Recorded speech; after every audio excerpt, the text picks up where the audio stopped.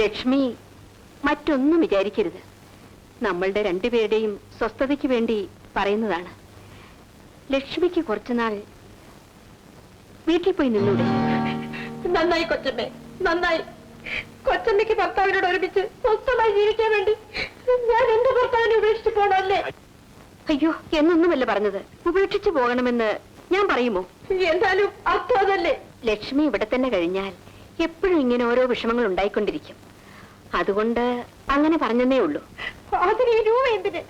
ഇത്രയും രൂപ ഒരുമിച്ച് കാണുമ്പോ ഞാൻ മതി മറന്നു പോവെന്ന് കരുതിയോ? അതൊന്നും ഉദ്ദേശിച്ചില്ല.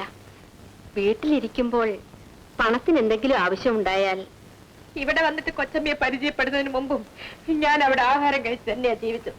ലക്ഷ്മി ഇങ്ങനൊക്കെ പറഞ്ഞാൽ ഞാൻ വിഷമിച്ചു പോവുകയുള്ളൂ. നിങ്ങൾ പണക്കാരാണല്ലോ. പണക്കാർക്ക് എന്തു വില കൊടുത്ത് വായിക്കാവുന്നൊരു ധാരണയുണ്ട്. സ്നേഹത്തിന് പോലും നിങ്ങൾ വില കൊടുത്ത് തീർത്തുകളെ. ഇതൊക്കെ എന്നോട് പറയുന്നത് എന്തിനാ? ഞാനും ഒരു പാവപ്പെട്ടവളാണ് ലക്ഷ്മി. എന്നാലും കോടീശ്വരന്റെ ഭാര്യയല്ലേ? ഇപ്പോഴൊരു കുഞ്ഞിനെ കൂടി കിട്ടിയപ്പോ എല്ലാത്തിനും അവകാശമായി. സത്യം പറയണം, നിങ്ങൾ ഈ വെച്ച് നീട്ടുന്നത് എന്റെ കുഞ്ഞിന്റെ വിലയല്ലേ? നീ എന്താ അവരോട് പറഞ്ഞത്? പിന്നെ എന്റെ മുമ്പിൽ രൂപ വെച്ച് നീട്ടുന്നതിന് എന്റെ കുഞ്ഞിന്റെ വിലയല്ലേ? ഇറങ്ങടി വിലയില്ലെന്ന് പറഞ്ഞാൽ മനസ്സിലാക്കാം. എന്റെ മുമ്പിൽ രൂപ വെച്ച് നീട്ടാൻ വേണ്ട, അവളോടൊന്നും പറയണ്ട. എല്ലാം എന്റെ കുറ്റമാണ്. ലക്ഷ്മിയുടെ കുഞ്ഞിനെ ഞാൻ ലക്ഷ്മിക്ക് തന്നെ കൊടുത്തേക്കാം. കൊച്ചമ്മ അബദ്ധമൊന്നും കാണിക്കരുത്. ലക്ഷ്മി വെറുതെ പറഞ്ഞതാ. ലക്ഷ്മി വെറുതെ പറഞ്ഞതെന്ന് പറയൂ ലക്ഷ്മി.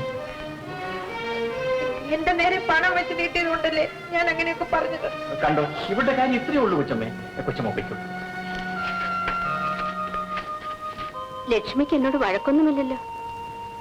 ഇല്ല, എനിക്ക് എന്റെ കുഞ്ഞിനെ കാണാനൊക്കുന്നില്ല എന്നുള്ള സങ്കടമേ ഉള്ളൂ. അതിനെന്താ, ലക്ഷ്മിക്ക് ഇഷ്ടമുള്ളപ്പോ വന്ന് കണ്ടുകൊള്ളൂ. മോനെ കാണാനുള്ള എല്ലാ സൗകര്യങ്ങളും ഞാൻ ഉണ്ടാക്കി തരാം. എന്താ പോരെ?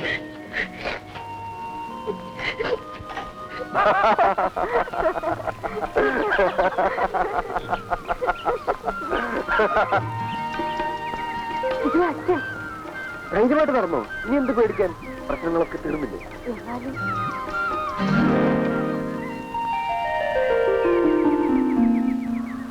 അങ്ങനെ പ്രൊഫസർ ക്ലാസ്സിന് കയറി വന്നപ്പോ എല്ലാവരും കൂടി കൂവി. ഉടനെ പ്രൊഫസർ എന്ത് ചെയ്തറിയാമോ? പ്രൊഫസർ കൂവി.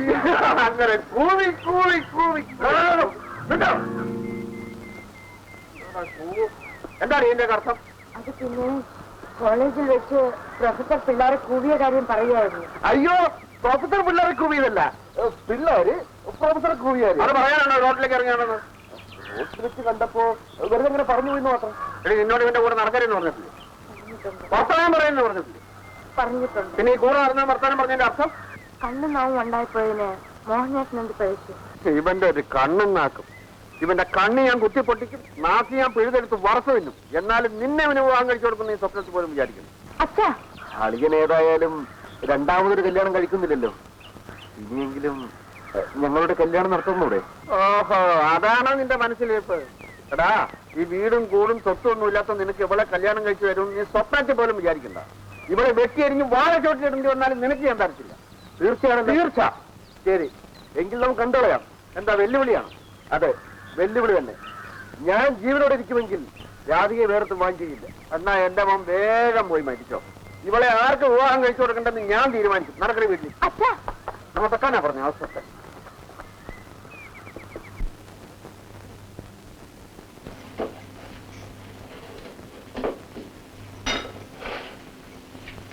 നാണയം അപ്പുറത്താണ്. വേഗം കുഞ്ഞിന് മുല കൊടുത്തോളൂ. ആ മറവിലെങ്ങാനും വെച്ച് കൊടുത്താൽ മതി. ഞാൻ അങ്ങോട്ട് ചെല്ലട്ടെ, അല്ലെങ്കിൽ നാണയമ്മ എന്നെ തിരക്കി വരും.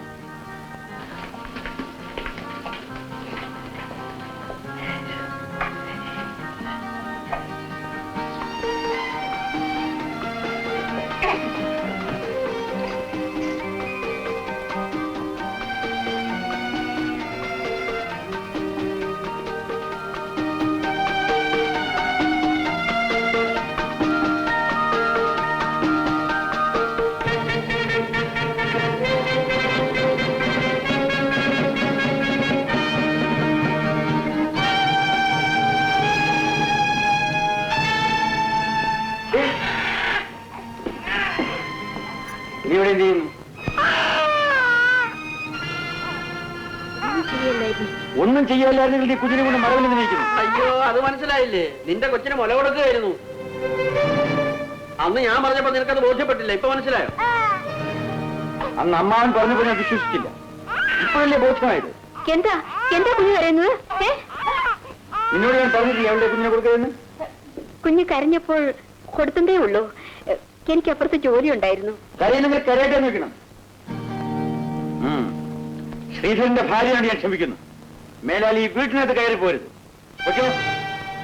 പോകാൻ പറയുമ്പോ തിരിഞ്ഞു നോക്കുന്നുണ്ട്. പറഞ്ഞ കേട്ടില്ലേ? മുതലാളി പറഞ്ഞത് കേട്ടില്ലേ? വീട്ടിലേക്ക് പൊയ്ക്കുള്ളൂ.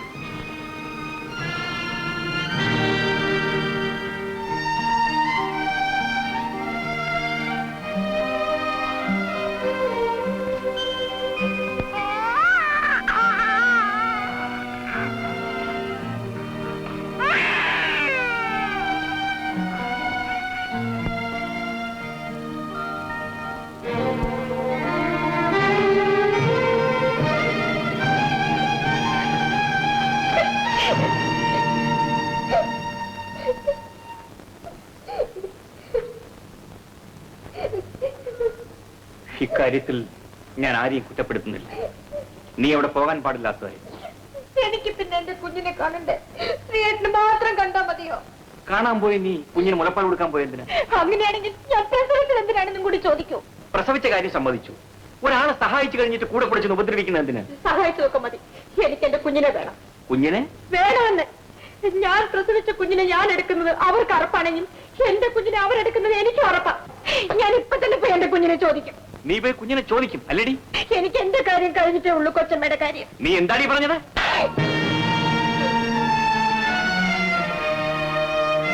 എന്നെ എത്ര വേണമെങ്കിലും തല്ലിക്കോളൂ.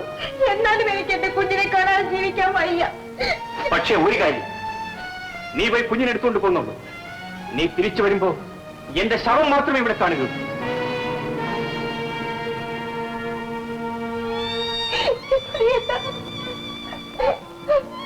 ലക്ഷ്മി, ഇക്കാര്യത്തിൽ നിന്നെപ്പോലെ വേദന എനിക്കുമുണ്ട്. ആ കുഞ്ഞിന്റെ അച്ഛൻ ഞാനല്ലേ? നമ്മൾ കുഞ്ഞിനെ കൊടുത്തത് ശരിയോ തെറ്റോ ആയിക്കൊള്ളട്ടെ. ഇനി ഇത് തിരുത്താൻ പോയാൽ ആ കുടുംബം ആകപ്പാടെ തകർന്നു പോകും. അതുകൊണ്ട് ഈ വേദന നമ്മൾ സഹിക്കുകയെന്ന് പറ്റിയുള്ളൂ.